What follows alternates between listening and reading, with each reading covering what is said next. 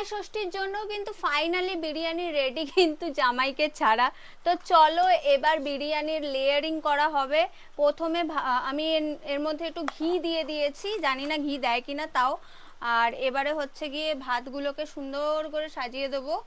এখানে কাছে নিয়ে আয় একটু, দেখো এখানে ভাতগুলোকে সাজিয়ে দেবো। আর এর উপর থেকে একটু আলু দিতে হবে আগে। আলুগুলোর অবস্থা যা করে ফেলেছি, বেশি সিদ্ধ হয়ে গেছে, বেশি ভাজা হয়ে গেছে। ও মা, এবারে কি দেবো মা? আলুগুলো দাও, আমি ভাতগুলো দিচ্ছি, তুমি আলুগুলো দাও। হ্যাঁ তোলো। এ বাবা, হ্যাঁ বিরিয়ানির জল যাবে এখন। এটাকে, এটা কি জানো দিলাম মা? কালার না, দুধ আর হচ্ছে ওইটাই কি বলে, কামধনু। হ্যাঁ কামধনু, রামধনু মনে হচ্ছে। অল্প অল্প দেবো আমি, তার উপর কেশরটা দেবো। এই দেখো কেশরও ভিজিয়ে দিয়েছি, কেশর দেবো অল্প।